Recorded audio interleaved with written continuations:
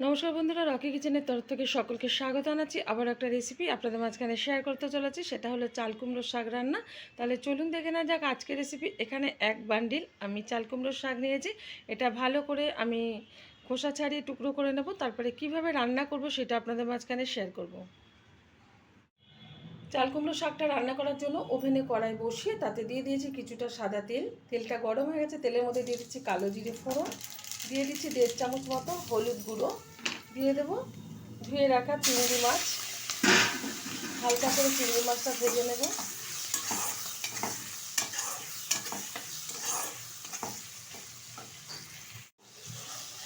হালকা করে চিংড়ি মাছটা ভেজে নিয়েছি। আর এদিকে কিন্তু চাল কুমড়ো শাকটা ভালো করে ধুয়ে পরিষ্কার করে নিয়েছি। সাথে দিয়ে দিয়েছি, মানে শাকের মধ্যে সাথে দিয়ে দিয়েছি আলু।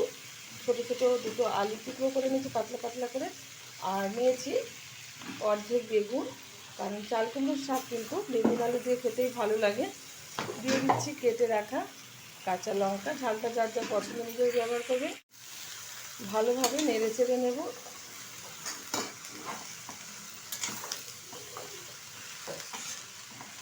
দিয়ে দিচ্ছি পরিমাণ মতো লবণ।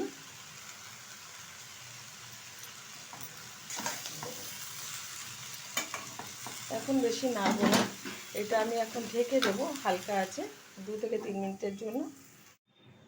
ঢাকনাটা তুলে দিচ্ছি 3 মিনিট বাদে। কতটা পরিমাণে কিন্তু এই যে জল বেরিয়েছে শাক থেকে। আবার একটু নাড়িয়ে দিচ্ছি, যেহেতু তখন নাড়ানো হয়নি লবণ দেওয়ার পরে, নাড়াতে পারছিলাম না বলে কিন্তু ঢেকে দিয়েছিলাম আমি। আমার এই রেসিপি যদি আপনাদের ভালো লেগে থাকে আপনারা অবশ্যই আমার চ্যানেলটিকে সাবস্ক্রাইব করবেন, লাইক করবেন, শেয়ার করবেন। আর এরকমভাবেই একবার চাল কুমড়ো শাক রান্না করে খেয়ে দেবেন, আশা করি ভীষণ ভালো লাগবে। দিয়ে দিচ্ছি খুব সামান্য পরিমাণে একটু চিনি। যাদের মিষ্টিটা অপছন্দ তারা এখানে মানে চিনিটা ব্যবহার করবেন না, কারণ শাকে একটু মিষ্টি দিলে ভালো লাগে খেতে, অনেকের অপছন্দ হতেই পারে।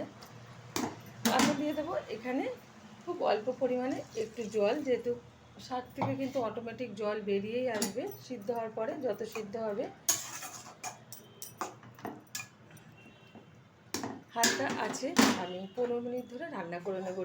ঢেকে দিচ্ছি, ঢাকনাটা তুলে দিচ্ছি।